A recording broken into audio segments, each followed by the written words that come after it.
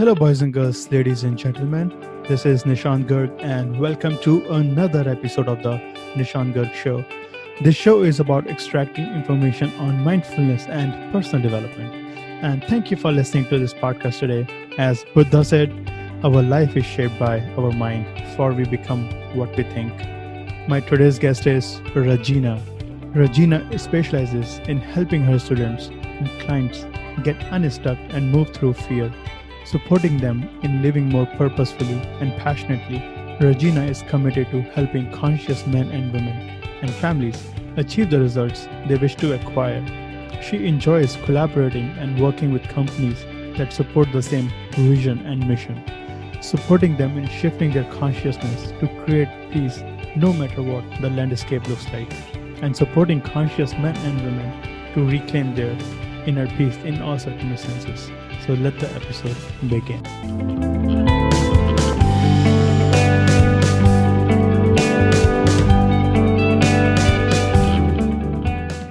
Regena, welcome to the show. Thank you. Thank you for having me here, Nishant. My pleasure. And I would like to start off by asking you one very simple thing. How would your family describe what you do for a living? That's a great question. If you asked my family, I think they would say that I inspire people to be happy and to live life with joy and purpose. And what is happiness? Happiness for me is a state of being, and it's a practice that we get to choose every day, every moment. And it's a gift, really, because when we're able to do it, like breathing unconsciously, it becomes easier to choose happiness.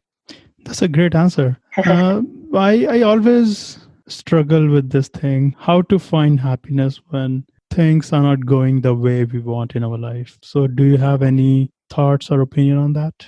Yeah, I think, happiness is a very fleeting discussion or topic, really, because it's something that I think a lot of people struggle with. And I did for a lot of my life, because I was waiting for it to show up, and I was searching, like, maybe if I get the new job or the new relationship or more money, lose 10 pounds, like there's always something around the corner. And there was always something around the corner that would happen, and I would get it. And then I didn't have the peace. And then where I had it, and then it disappeared. And then I would get bored and ask, when will I have like lasting peace and lasting happiness? And so I started to go on this journey and this quest. And there's a saying, be careful what you wish for, because you might get it. Ask and you shall be given. Yeah, exactly. And so my journey has been a little messy and rather rocky, which is why I feel so honored to teach the work I do now, because I feel that I have the life experience as well as the credentials to do so. And I get humbled every day, like just when I think that I have the tools, I get offered the opportunity from the universe to test it, like today, this morning. And it is a practice, it's not something that you get it's not a destination, it's a journey. And it's just like brushing your teeth. Like just because I brushed my teeth yesterday doesn't mean I shouldn't brush my teeth today. It's a very intentional practice and a choice. How do I want to live my life? How do I want to participate in the journey of my experience? And sometimes happiness is overrated in this internet world. We talk about finding happiness in external things. I strongly believe that when we get something out of something, that is thrill and excitement. That is not happiness. And as you mentioned, happiness is a journey. It's not a destination. So we have to find happiness and seek happiness along the way, whatever we are doing. Absolutely. Yeah. I was just going to say, what you said about internet and online. It's true. There's so much what is called FOMO these days, fear of missing out, right? FOMO. And if this talk about a pandemic, like that is a pandemic, right? That we look online and we see these perfect lives, these perfect fake lives that people have with pretty cars and pretty fancy jewelry and dresses and hair and makeup. And, what we don't see behind the scenes is all of the, not only the work, but the fallacy of what that takes, and the reality of life, and the sacredness of what's on the other side of that is, I feel that's really the blessing, is when people can just take off the mask and be who they are and know that they can be peaceful and happy without all of that stuff. Now, I'm not saying it's bad to want that stuff, because in fact, I love abundance. I love, to enjoy life and have those things, but it doesn't mean that that is what's going to bring me the joy and the happiness, because it's the feeling of joy and happiness that we want. So when people think, oh, I want a bigger car or a nicer car, a bigger house, it's not the house that they want. They don't want more rooms to clean. What they want is the feeling that they think that house is going to get them. So my invitation to people and my journey came from asking myself, what is that thing that I want? Is it the house, or is it the feeling of joy that I think the house is going to bring me? And that became my practice. That became my study. And that's how I learned it's not the stuff that I want. It's the feeling that the stuff I think will bring me. And this actually happened to me last year. I bought a house. It's a big house. I was excited initially. And after that, it's a normal thing. Now I ask myself, do I want to clean this big house by myself? And the answer is no. I got the feeling, I got the house. And now what? And the profound thing is, happiness is not attached to the things. Exactly. So if you are coaching any person and they feel stuck in their life, they are not sure how they can move forward, and they are not aware they are missing all these feelings, how does your process look like to navigate that person from point A to point B? That's a great question. So I think the first thing is for a person to stop and recognize I call it, it's almost like a nagging, right? It's like a part of them that feels unfulfilled, that feels dissatisfied, like for lack of a better explanation or category, almost like a child nagging at the parent on their clothing, right? Like a nuisance. And this nuisance becomes so obvious and so loud that even you wake up in the middle of the night and you don't know why, but you are feeling so so unfilled. And there's something in your life that you should be doing. That there's something more to life. And I feel lucky enough to have that nagging, it means something is out there for you. And it means the world is waiting for you. And this is the first step, is having the recognition and the awareness that there is more available, and identifying those feelings. Exactly. Like, we can't, this isn't maybe the best example, but I like to use it because it's very apparent. Like, if you smell something in the garbage can that smells really bad, you might not take out the garbage until it smells so bad that you have to, right? It's like obvious, this needs to go out. And this is where I feel the world right now is so lucky that this is a form of the world is cleansing. Right now it's purging. And we are all, I think, all of humanity, all 7.9 billion people. And I would like to state this point. We are recording this podcast on March 30th, and we are having coronavirus these days, COVID-19. Just so the listeners, when they are listening this in the future. Yeah, I'm so glad you said that, John. Thank you. And it's a very serious concern that we have right now, and I feel very, very fortunate. A lot of feelings, but keeping it positive. The biggest opportunity I feel that we have right now is to have this gift of this thing. It's showing up in the physical world as a virus, but it's a virus of consciousness, right? I see it as we're purging all of the parts of ourselves, both physically and spiritually and emotionally. So on a multi-level, we are having the chance to purge what's not good in our lives and what's not working for us. So everyone is forced right now to literally like go to your rooms, right? Like the universe and Mother Nature is like, go to your room and go be by yourself, right? Like quarantine, nobody's allowed to talk to each other.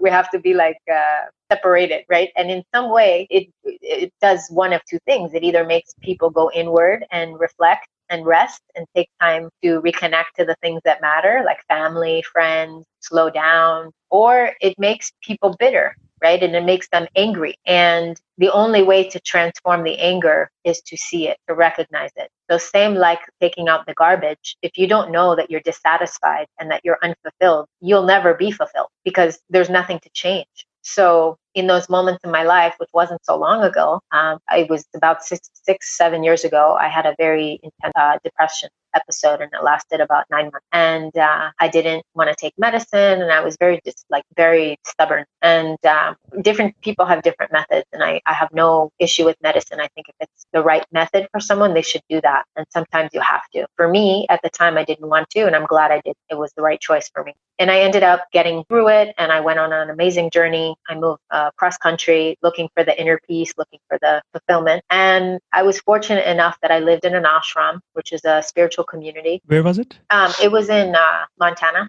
Mm-hmm. In the state of Montana, beautiful place, lots of open roads and mountains. And I currently, which is where I was living before, Florida, we have ocean, right? And so I had the best of both worlds. I was living 6 months out of the year in Montana, and then 6 months out of the year I was living in Florida. And I was doing that for 4 years, and I absolutely loved it. But along the way, there was a lot of struggle, and there was a lot of nights where I cried and I was alone. And it was like a vision quest where I really went into what I call the dark night of the soul, and, went through this journey. And so this was after the first depression episode. And so I go on this journey. I end up living in an ashram, which is a beautiful experience. And while I was living on the ashram, I learned a lot of things about living in a spiritual community and in a community with other people. And I came back to Florida because my parents needed me and their health was at stake and was a lot involved. And I lost myself because here I was living in this ashram. And while I was there, I learned a lot of things about what had happened on this sacred land and in this sacred space. And I won't go into too many of the details, but let's just say anytime there's people, human beings, there's always drama. There's always chaos, right? And so even in this spiritual place where people are meditating every day, twice a day, and they're eating together and they're working together and doing all kinds of things together, there was things that I witnessed while I was there, and I heard about while I was there, that I was shocked because I thought, wow, this is supposed to be a sacred space. This is supposed to be a holy place. And it's kind of, but not completely, right? Like it was like the veil was lifted, right? And so I came home back to Florida feeling very lost because I had lived in this very beautiful place and this, what I felt was a safe place. And then I had discovered all these kind of, I don't want to say bad because there's no such thing as bad, but all of these contradictions, right? Of things that I thought in my mind and in my life were no-nos. And so I came back to Florida, and here I was like back into the chaos of where I just came from. But now I had this other layer of chaos because I had lived in an ashram and I had found the inner peace and it was gone, right? So I went through this other self-discovery. And so I got my round 2 of my depression. And it was beautiful because it was 10 times harder than the first time. And why is that beautiful? You might ask. If you're listening, you might be asking, why would someone be happy about being depressed? And the reason is because I knew that there was a reason it was happening. And I had been, I guess you could say, emotionally mature enough and maybe emotionally intelligent enough to know that there was a reason. And only when I was capable of asking myself, why is this happening again? Not from a poor me place, but from a curious place. Like, why is this occurring again? Because you had the awareness. Right. I had the awareness, and I started to speak to the depression like it was a person, right? Like you and me are having a conversation. And so I was communicating with the depression like it was a person, like it was a being. And I was asking daily, like. And how do you define depression? Ask questions. And I was asking, what is the lesson and why am I being called to this experience yet again? And the message that I got was because there was something to learn and there was something on the other side of the depression. And so what happened through that was I got to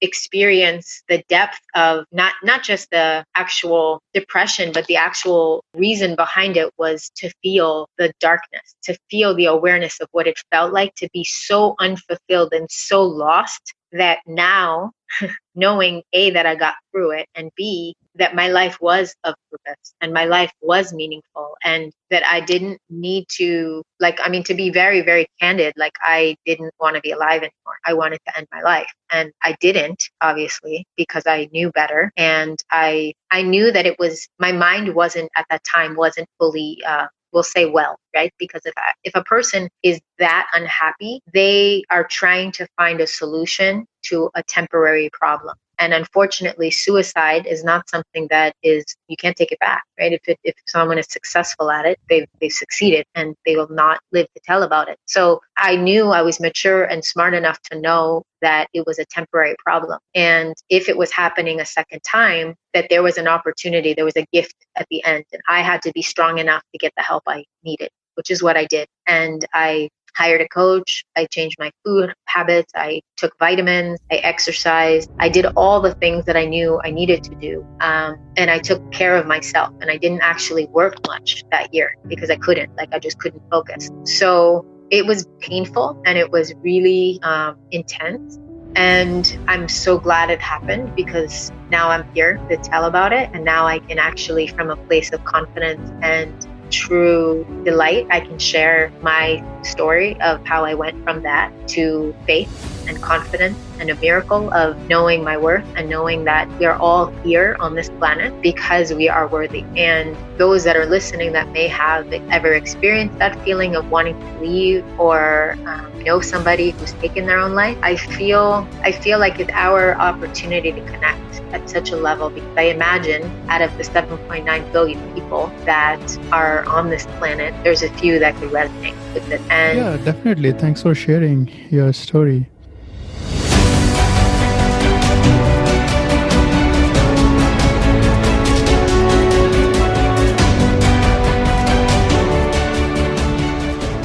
I would like to ask you this question that a lot of people feel stuck and they don't know anything about that. They feel something is wrong, but they are not able to take any action towards that. Do you feel feeling stuck, that feeling of feeling stuck can lead to depression? Oh yeah. And it's, I love that you ask that, because I think the first step, as we identified, right, is identifying that there's a problem. And even, let's take out the word problem, identifying that there's an issue, right? Because we don't know what we don't know. So when there's an issue, if someone is listening or knows someone that's going through what looks like or sounds like depression, there are signs, right? They're either very isolated, or they're lonely, or they're expressing themselves in a way that maybe isn't normal. Like when I was going through it, I didn't want to do things that I normally like to do, like dancing. I love dancing. I love movement. And I barely got out of bed for a couple months. Like it was really hard for me to wake up in the morning because I was hopeless and I didn't have the inspiration to get up. Can I ask you this question if you would like to answer? What was the reason of your depression? That is a good question. I think for people, it's different. For me, I think mine was, my first time was self-induced. And I know that sounds really weird, but I think it was like punishment. Like I did some things in my past that I was angry at myself for doing. And I didn't know at the time that it was punishment. I just knew it was like self-loathing. Like I didn't think I was worthy of not loving yourself. Right. Absolutely. Like I was so angry at myself for the things I had done, which I didn't do anything that bad. Like I didn't, it wasn't like I murdered someone, which, I don't even believe that necessarily constitutes suicide. Like I think there's no such thing as good or bad, right? And I believe in reincarnation, and I believe we're here to do our life's mission. And so I feel like for me personally, I feel like it was a self-love thing, and it was like I didn't feel I was worthy the first time to be here, right? So I manifested a situation to prove it to myself, and then it took me 9 months to figure out that that was a story, and that was kind of like, pardon my French, like BS, right? And I didn't need to believe that. And then when I came back to Florida the second time, that I was, as I call it, gifted to get the gift of depression, it was to wake me up and to help me realize that not only did I deserve to be here, but that I had such a big reason to be here. And that's now to do the work that I do, because who would be able to share the message of inner peace if they don't know what the opposite looks like or feels like? Exactly. Right? Like exactly. I couldn't teach people how to, for example, like if you ask me how to play guitar, I'm not a good guitarist. Like I'm the worst person to teach guitar because I have no idea how to play guitar. So I feel really fortunate that I could share this message with such confidence, because I know what it feels like to not have inner peace. I know what it feels like to wake up in the middle of the night, feel like garbage. And I know what it feels like to want to come out of my skin. Like there was days where I could go to the gas station for gas and I didn't feel that I was doing it right. Like, how do you put gasoline in the car wrong? There's no way you can do that, because if you're putting gasoline in the car, you're putting gasoline in the car. There's only one way, Mm-hmm. And so it's funny how the mind messes with us. And I think this is why I love the work that I get to do, because it's all about mindset. And like, the virus and what's going on in the world right now, there's so many opportunities that people have to transform their thoughts from fear into faith, and from love or into love, right? Which is really what I feel we're here for, is love and compassion. And that's there's this saying from Will Smith: at the maximum point of fear, there is a bliss. When we get to the maximum point of fear, there is a bliss. And most of the time, people don't feel the maximum fear, and that's when they don't feel the real bliss. Yeah. And I think Will Smith, if I'm not mistaken, he also had quite a bit of a journey that he's spoken about. Him and who was the other one that I know of? Jim Carrey. Jim Carrey talks about before he wrote his check, he wrote himself a check, I believe, for $10 million. And he had gotten all kinds of stories about, who he was and how could he do that and this, that. And you almost have to be in a good way, right? I'm going to say this. You almost have to be so radical about being like Einstein, right? I just watched a little video yesterday about Einstein, and he wrote a letter before he passed away, and he wrote this letter to his daughter. And in the letter, he was talking about humankind and mankind, having this radical compassion for one another, and how love was going to heal the way, and love was going to heal the world, basically. And love comes from self-love first, because if I don't love myself, I can't love anybody else. Do you think I'll self-love is connected to self-care? 100%, 100%. And it's not like, sometimes when people say self-love, it's funny. I didn't think we would talk about this, but I think it's relevant. Like self-love in the form of self-love, there's a spectrum, right? Because there's self-love and then there's narcissism. Exactly. I was coming right? to that point. And narcissism is actually what I've learned in my humble education. Narcissism is actually a lack of self-love. It's loving oneself, trying maybe to love oneself so much because of lack of self-love that it becomes all about them. Like self-obsession. Yeah, self-obsession. Yeah, and Narcisio, who is actually, or I believe that's the name. Narcisio or Narcisse, I think, was the name of the character in the mythology. And he was something happened, and something occurred where he got something. There was, I don't remember if it was a goddess or something happened, and she broke his heart. And of course, this is all theory, right? Like I read a couple different ones. One of the stories, the fables, was that he was heartbroken, and he looked into the lake, and he saw his reflection in the lake. And in that instant, he decided he was going to love himself more than anybody else, so his heart would never be broken again. And the interpretation is that the self-love that he was looking for to come from an outside person was now to translate to himself. So in other words, we need to love ourselves to the depths that we desire another person to love us. And for some people, that line is very thin, and they kind of get lost. And it is. I don't want to judge, because that's not what we're here for, but I think people know when there's a problem or an issue, right? Like if a person has to ask themselves, am I a narcissist? Like to some degree, we're all narcissists, right? Like anytime we talk about ourselves, it's like comical, right? Like, I mean, we have to be a little bit in order to succeed, right? But at the same time, it becomes, is it an efficient level? Is it an effective level where it impacts other people? Like podcasting, right? Is like, if you look at a podcast, most podcasts, right? Like it's the picture of the person hosting. And it's beautiful because you have to promote, you have to, in business, you have to connect with people. So if you didn't have a picture of you, for example, on your podcast, like who would I know who's hosting? You know what I mean? So it kind of becomes like a fine line. And that's why I say it's always it's a fun topic. And I think it's one topic that is such a beautiful topic, because you almost have to go to the extreme in order to find the balance. And I think inner peace is the same way. Like you can't find inner peace if you haven't had the complete opposite. If you haven't been to hell, you don't know what heaven feels like or looks like. And I feel that everybody goes through sad moments, depressive moments. I have gone through 2 weeks of depression 6 years ago. So I can literally feel that how depressive episodes feel like. You are just in a hole. You cannot do anything. You cannot think anything. You're just in it. The awareness is to know that you are in this hole and what action item you can take to come out of that, and seeking support, seeking help. And we are talking about inner peace, cultivating inner peace. I would like to ask you, how do you cultivate peace in your life now? So there's a lot of ways. I think conversations like these, is for sure inspiring to me, because it reminds me the sacredness and the delicacy of life and how precious the moments are. And I love, I think I shared, I love dancing, I love yoga, I love meditation, I love working. Actually, I like serving people. I have a servant's heart. And I think there's something very beautiful about the transformation work that happens when people are coming from, as I call it, the cocoon of the butterfly is not a butterfly from the second it arrives, right? It's a caterpillar first, which is a worm, right? And Mm-hmm. it's like on the ground, literally like crawling on the concrete, in the grass, in the dirt, in the mud.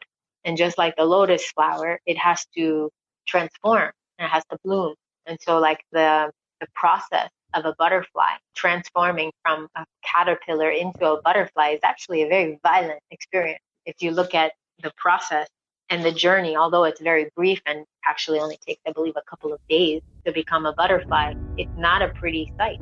And nor is evolution and enlightenment, right? Like those who maybe had the experience or the gift of meeting Jesus or Buddha or even the Dalai Lama, right? Like these are people that they haven't always had these luxurious every moment lives. Like Buddha, Siddhartha, he lived a beautiful life. He had a family, he had servants, he was a prince, and he left all of that and went to basically go travel in the forest by himself. And by the way, we have a book. There is a book, Siddhartha, by Hermann Hesse. Mm-hmm. Yeah, and what I love about reading these stories is, this idea of peace and of enlightenment. Like people think, and I did too, right? They think that it's like this rainbows and cotton candy experience. Like it's not. It's everything the opposite. So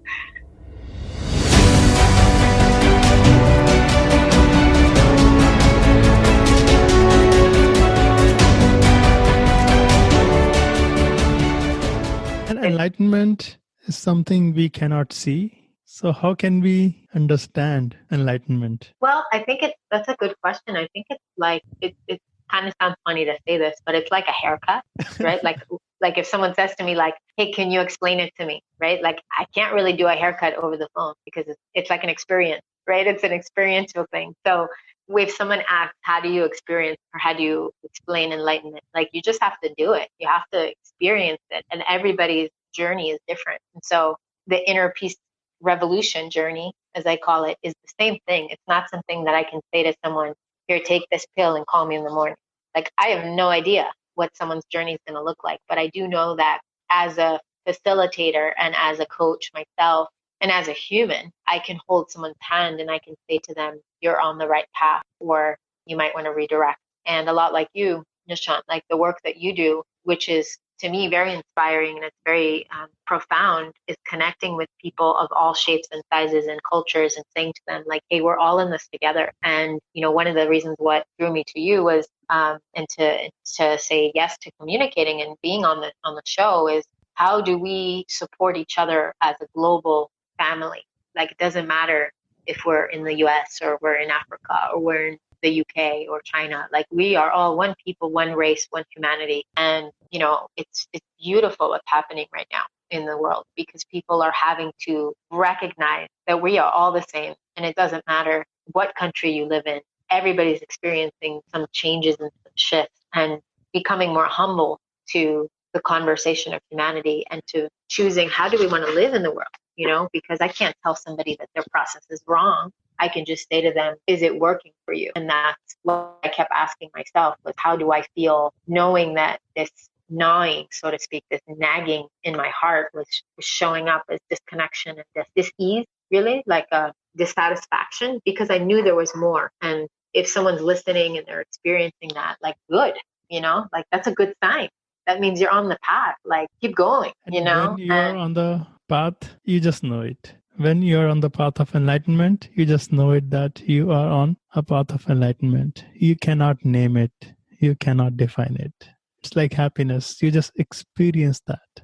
Yeah, and it's like a little kid who asks a parent, like, I remember when you're a little kid and you ask your parents, if you're fortunate enough to have them at home and have that connection.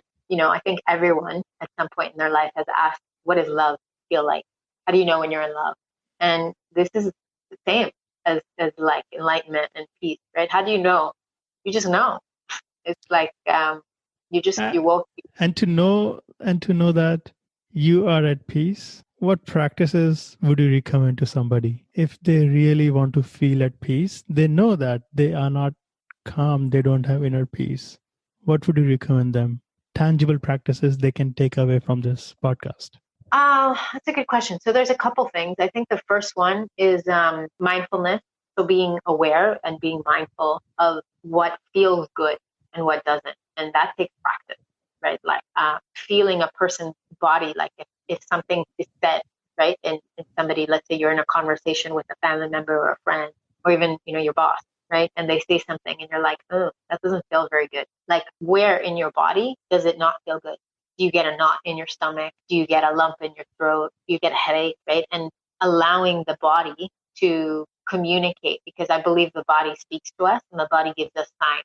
So this is number one, is allowing your body and your feeling to be present. And that takes practice, because we're so used to, especially us Americans, we're so used to not honoring our feelings, right? Like we are constantly go, go, We, go, go, we go. try to escape out of that. And that's when seeking solitude, seeking silence is the key here. When we are in silence, we are listening to our intuition. We are allowing ourselves, our feeling to speak up for us. And clarity lies in silence. Yeah, and it's a very tangible experience, but it takes effort to be willing to do that, because feeling, like, who wants to feel?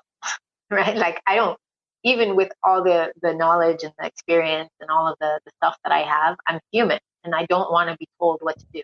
And the best way that I've been able to express this is I have a dear teacher who he started teaching when he was 3 years old, from India, and his name is Prem Rawat. I don't know if you've heard of him. No. He's fascinating, and he literally, he wears a business suit, and when he speaks on stages and he lectures, and he doesn't use any props. He doesn't, like, chant, doesn't do anything like that. It's amazing. I have many teachers, but he's one of them, and it's so simple but yet so profound. He basically sits in a chair with usually like a little table. He has one photo of his guru, his teacher, and a glass of water, and usually a rose or a flower on the table. And that's it. And he sits and he lectures, and he's sitting in a business suit, and he has this very simple teaching that I always come back to. And it's that the mind is like the parent, and the child is like the heart. And the heart, which is like the child, just wants to play and experience life and be happy. And the parent is doing what the parents do, which is trying to protect the child. So the parent says, no, don't touch this, and don't cross the road, and don't take that job because you're going to lose it, or don't do this and don't do that. And so when our heart, like, there's a beautiful saying that I like to say, which is follow your heart and take your head with you. Follow your heart and take your head with you. Yeah. So it's basically like the idea of alignment, and to know that it's safe to follow your heart, because that's what we're here to do. We're here to have desires. We're here to be abundant and to want a joyful and happy life. But the head is doing what the head does best, which is trying to protect us, which is why sometimes we don't take the job that we really want, or we don't go into the relationship that we think we genuinely want, but we take the safe one instead, right? Or we buy the house this is because I think because of all the conditioning, programming from culture, society, from the parents. Because as a child, there is nothing a child or inner child. That's why we call hard as a child. A child is free. A child is always loving, no matter what anybody does to a child. A child is vulnerable, emotional. When we grow up, we develop those layers between us and our heart, and we cannot see through those layers and wall, because we have that huge wall between I and me. And I'm saying this because I was reading a book from Anthony DeMello, and the book name is Awareness. Not identifying me with I versus me. I digressed. Yeah. No, but I do agree with you, and it's about the idea that the mind it's a very tricky thing, right? Because the mind is, this is the thing that I like to remind myself, and it's helped me a lot. And my students, I do my best to teach them this, and my clients, is just whatever it is, right? Whether it's business and we're talking real estate, or we're talking yoga, we're talking meditation, coaching, whatever, right? Could be taking out, talking to a salesman that sells books, right? Door to door. It doesn't matter. The mind is a computer, And what you put into the computer, you get out. And so how do we, as this combined force of a computer, which is the brain, connect with this very non-computer part of us, which is our heart? Like there is no computer aspect of our heart. Thank God. Thank goodness, right?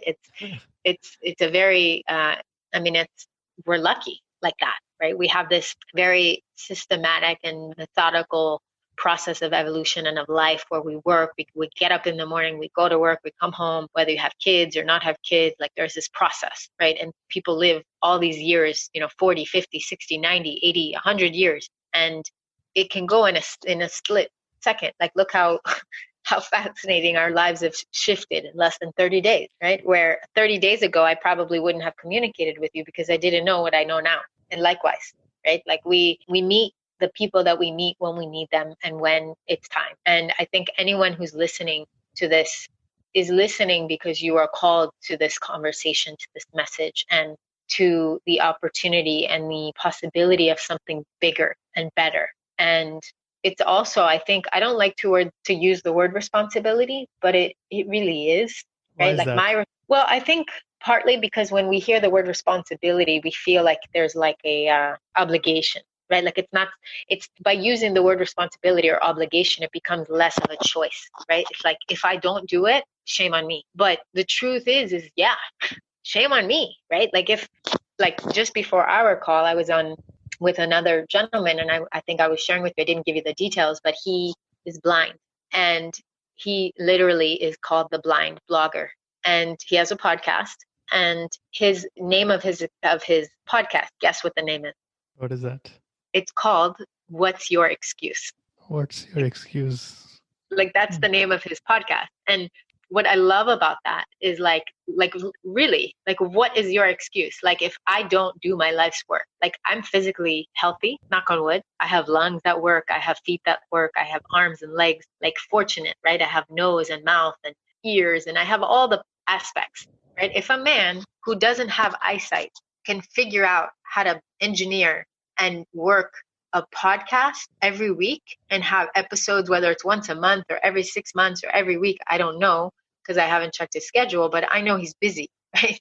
If he could figure out how to get himself dressed in the morning and he can figure out how to have a podcast, what the heck, excuse my language, is my excuse? Like I would use another word, but I don't want to offend anybody. Like, you know what I mean? Like it's all in our head. And if I don't communicate my message, and I don't want to say selfish because I don't think like that. I don't think that suicide is selfish. I think suicide is something people are unfortunately, or in my case, fortunately, given that conversation or that possibility as a tool to transform, which I did.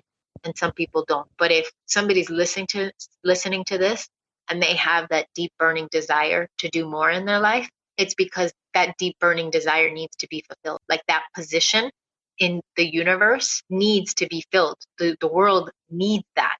And if I don't apply for that job, or if I don't apply for that role or that relationship, I missed my window of opportunity, and that affects the world. And I think we need to work like that. We need to think that our decisions affect each other. And fulfilling that burning desire doesn't have to be big, hairy thing. I think we sometimes, our people compare themselves with celebrities, that this person has these many following, I don't have these many following. How I'm going to be successful without any following? It can be any small thing as long as you love doing it, as long as you are passionate towards it. Yeah, and I think what you just said is very valid, because the truth is how do we know that we won't get there? Because, like, for example, like right before the call, before we started recording, you and I were talking about some famous people, right? And if they didn't act on that impulse when they were small, for example, right? Like, let's say Michael Jordan, right? He was one of the worst players in high school. Like, I heard stories and I read about him that his coaches told him he was basically sucked. And they were like saying to him, like, you're never going to get anywhere. Like, imagine if he listened to that. Imagine if he followed their advice, and how many other thousands of people and, celebrities and athletes and, people listening to this call, right? Maybe to the show, how many times you've heard someone say, oh, you're not going to do well. Like, number one, get away from those people. because they're negative. And number two, you don't know what you don't know. Like some of the people I saw on your show, I'm like, wow, like how cool, But if I was busy worrying about, I'm not going to go on the show because, like I didn't know until after I said yes, right? Because I didn't know what I didn't know. And the truth is when you're serving, the universe always figures out a way which is a whole nother conversation. And I think that deems its I own would, attention. I would like to Which, ask you this, since we are talking a lot of things around universe, and I'm a huge believer in the universe, how universe manifests things for us when we truly want something. And and there is this spiritual connection with this universe. How would you help or support somebody who does not believe in universe or spirituality? so that question is it's a big question, and I feel I've been really fortunate that even in the last couple of months, even in my own family, I've had people ask me that question, and I always bring it back to, like, I don't have the magic wand, right? Because I don't know what their journey looks like, but I know for a fact that each person has the right to ask the question, like, what is life? What is life all about, right? And there's someone specific in my life who I'm very close to who started asking this question. And one day I said, do you believe in God? And this person said, I don't know. I'm not sure anymore. And I said, okay, so now you get to ask. I said, why don't you start asking the question and let the God or let universe show up for you or not, right? I said, why don't you just ask the question and watch what happens? And over the period of a course of a few months, I could tell that this person was asking because we would have conversations. And every time we had a conversation, they would say, what's really interesting? Something happened. And they'd give me an example of something that they couldn't explain. And I would ask them, also, what do you think that meant? And it wasn't like an I told you so, or you see, or like there wasn't about me being right? There was no ego. Like it's not that I don't care. Of course I care, but it's not for me to learn because I have my own belief system that work for me, right? So I would just ask whoever it is to question for themselves, what is their belief system and what is it that they feel is the reason? Why do they feel they're even asking the question? Because in the question is the answer. And Is the answer. I love it because great answers are hidden in the excellent questions. We get to ask good questions to ourselves if we want really good answers from us. And the same thing applies to others if we get to ask good questions to others so that we can get the best answers out of them. yeah, and I feel that and this is where I love, the current consciousness that we get to go into, right, as a world, which is nobody is somebody else's guru. Like somebody, I don't know, somebody posted in one of the podcasts that I did, I was reviewing an edit, and it was funny because they called me like the inner peace guru, and I was like, oh, don't say that, because like a part of me is like, I'm not a guru, like I'm my own guru, right? Like even that term, I love the term guru. Like I know friends that have that name, right? Like it's a beautiful word, it's a beautiful concept, and it actually means, if I'm, please, correct me if I'm wrong, it means enlightened one, right? Or Yeah. like I don't want to call myself that, but if somebody wants to call me that, I'm humbled and I'm honored. And be your own guru. Like let your light shine, right? Let each and every one of us love ourselves enough to know that we have the answers, and we're humble enough to also receive answers and may or may not take them, right? And Like if I say to you, like, go ahead. yeah, and following your path is a great coaching because nobody can define the path for us. It's up to us. It is our responsibility to define our path because we are going to walk on that path. And all those paths meet at one destination. And I do not know what that destination look like. I just know that all the rivers meet in the ocean. All the paths meet at some destination. So follow your path, carve out your path. There's going to be so many hurdles, obstacles, failures in following your dreams, purpose, mission, or whatever you call. The courage is to stick to that. Yeah. And the truth is if you're not failing, you're not doing it right. Like, Yeah. I know it sounds funny, but like to be human is to fail. You know what I mean? Is to be that in itself is self-love. Is to be so courageous that you have the wisdom and the confidence to fail and say, it's okay, I'm getting back up and I'm doing it again. And confidence to fail requires courage. Totally, totally. And that in itself is the self-love, is to know, like, I'm not worthless because I made a mistake. I'm not worthless because I lost money or I gained money or I bought the house or I didn't buy the house or I messed up that relationship or I didn't mess up. Like, that is the lesson, is how can we love ourselves and in return love each other as humans, knowing that we're flawed by our nature. Like if talking about, like, the question was universe, God, whatever the word is, you can replace it with whatever, right? You can call it a tree. Doesn't matter, right? Whatever that entity or that energy is, because all it is energy anyway. That essence of us being the light and being one with each other. Like, I wouldn't judge you for the mistakes that I sometimes would judge myself for, right? And at the same time, this is what we do. And that's like empathy. We judge ourselves. Right. Exactly. It's empathy, it's compassion. And the worst form of, I feel there's only two real emotions in the world, and this is in life.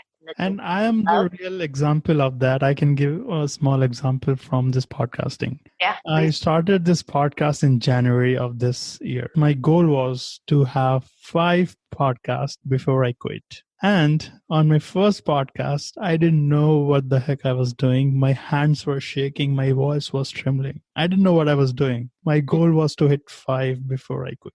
And by April, I'm so humbled to say that I'll have around 40 episodes in 3 months. Wow. And I've failed so much in this process. And every podcast is a new learning, new process. And sticking with that, I do not know how the future look like, but staying with this process, trusting the process. It is woo-woo, trust the process. I don't know how to define that. But sticking to your dreams and goals, what inspires you, because inspiration comes from inside of us. That is why it is called inspiration. It's not outspiration. It's not. Yeah, love that. Coming from inside, in spirit. Yeah, it's so true. It's so true. And I love what you just shared, because it's so amazing what's possible. Like, imagine if we could see, like, and this is where I like you asked me, what are some of the things that I do to be in this positive, whatever, vibration space, whatever, or have inner peace, is like, these conversations fuel me, because, like, if we can see, like, I have this image, right? I'm very visual, and I see this imagery sometimes of, like, God or universe, right? Like, let's put it in context, whether it's a man with a big beard or not, I doubt, but whatever that thing is, that image, right, that a person has, is like watching over us and is like showering with us with love and with abundance and light and, like, so joy for us, so much joy, so much love, like a parent, like, I just want love for you, right? And we are constantly like, no, I don't want that much love. I don't want that much love. Like, so we create these, like, stupid situations in our life to prove that we're not lovable, or that we're not, like, capable of having so much love and so much abundance, so much money, so much this, so much that. Like, this is part of the human experience, that we have these limiting beliefs, which is the mind, right? That's where the computer is working. And this is the journey.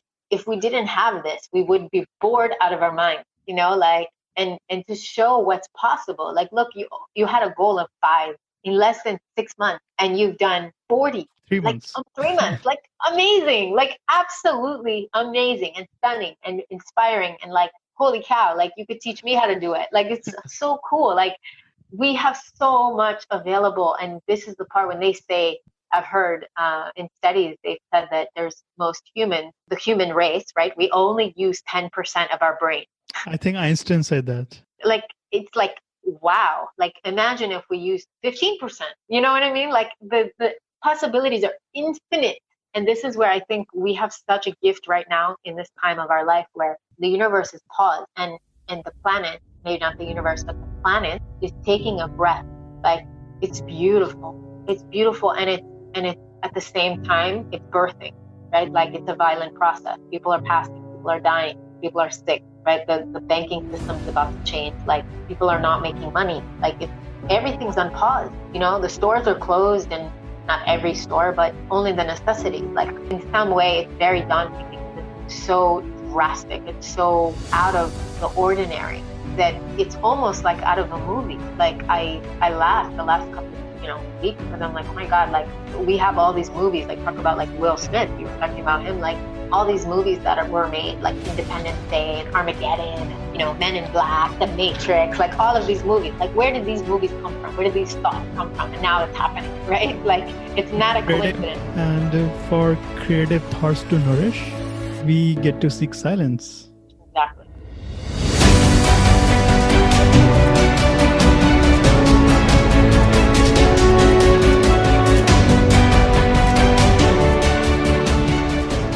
I would like to ask you my favorite question. What do you do when you feel unfocused or overwhelmed? There's a couple things I do. Like today, I did it today where I felt like I was being pulled in many directions and I was frustrated.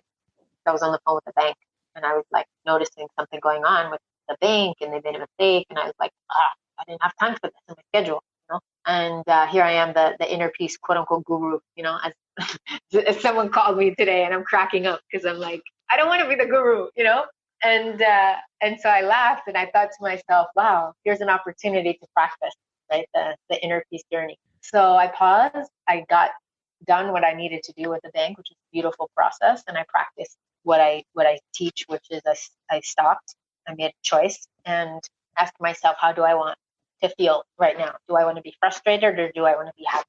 And I focused on happy. And then the second step was I let go of the past. And in that instant, when I was on the phone doing this very tangible act, which needed to be done today on the phone with the bank, I said, I have to let go of what just happened. So whatever they did or didn't do properly and they messed up the account, whatever, I need to let that go. And I need to focus on being happy and I need to focus on the goal, which is taking inspired action. Letting go of the past feelings that is not serving us and focusing on the feelings that we want to have. Exactly. So I had to let go in that moment of the frustration. I had to let go of the story that they messed up. I had to let go of the story that my mind wanted to pull me into was the fear that, oh my God, they messed up my account and it's going to be a snowball, right? So in that moment, I made a choice. I'm going to choose not to focus on that. I'm going to choose to focus on the positive and choose to focus on what matters, which is I'm on the phone with someone who can help me. And she did. She helped me. I got what I needed. In fact, she apologized. She corrected it. But if I was busy focusing on the situation and what happened, instead of the vision of what I wanted to see happen, then I never would have been able, as Einstein would say, I would never have been able to solve that problem because I was coming from the same thinking that got me into the problem. Because when we change the story that is in our head, we can create possibilities. When we focus on negative part, we manifest that in our life. Because wherever our focus goes, our energy flows. I think I'm paraphrasing over here. So to invite positive energy, we get to focus on positive outcomes. And it's not easy. It takes time. It takes process. It takes a lot of patience to focus on the things that we want to create. Because we human beings, by default, get stuck in negativity because our mind is driving us towards survival mechanism. Absolutely. And I think what the invitation is whenever possible and as often as possible is to thank the mind, right? And thank the parts of ourselves that keep us learning, because that's all we're doing is we're learning what works and what doesn't. And like right now, I've been giving a lot of gratitude to, not to keep bringing this back up, but it's very relevant right now. Like I think with the coronavirus, like I've been thanking the virus for showing up and giving it nurturing and loving it, right? Because it's here to teach us. It's a teacher. Because we grow from sufferings. There is always an opportunity in sufferings, pain. And that's when our strength lies, if we can find positivity and ability to seek the good side in the side of sufferings. And that's when Dalai Lama says all the time, we can grow from sufferings. There is an opportunity to grow in suffering and in this coronavirus. And Regina, I would like to ask you my last question before we end this conversation. What would you recommend, or one or two tangible things to our listeners they can apply right away in their life? It could be anything. It's a really good question. The first thing I would say is surround yourself with people that are like-minded, and envelope yourself in a community that's nurturing and supportive of your goals. And if someone's listening that is going through a challenge, is to be courageous enough to ask for help. And you'll know, right? That if someone's listening and they're stuck, they're going to know that they're stuck. They're going to feel stuck. And whether it's reaching out to you or to me or a friend, anybody that can support them, it's really important, because each one of us deserves to be here, and we each have a role. Like, we need each other. And reading about you and learning more about you in our conversation, like, I'm humbled that I get to share space with people like yourself, because I know that we each go through our experiences and our journey in order to support and help other people. And I feel so humbled that I got to go through what I did so that I can relate to others. And it was worth it. The pain was worth it. So if someone's going through something, know that you can overcome, and you will. You just need to decide that you're worth it, and whatever that looks like. Sometimes we need to surround ourselves with other people to remind us that we're all connected. We're a puzzle. Well, thank you so much, Regina, for all your insights, for all your wisdom, for all your experiences. I'm thrilled. I'm honored, and I thank you so much for everything. And I really wish we talk again soon. Me too. Thank you so much, Nishant. This is a lot of fun, and if I can help any of the listeners, and of course, I feel very fortunate that we get to do this, because I think we have a lot in common, and I'm honored to speak to anybody that has questions. And I'm easy to find online, so I'll share my information with Nishant and get that in the show notes. Yeah, I will put them in the show notes. Thank you so much. Thank you. Thank you.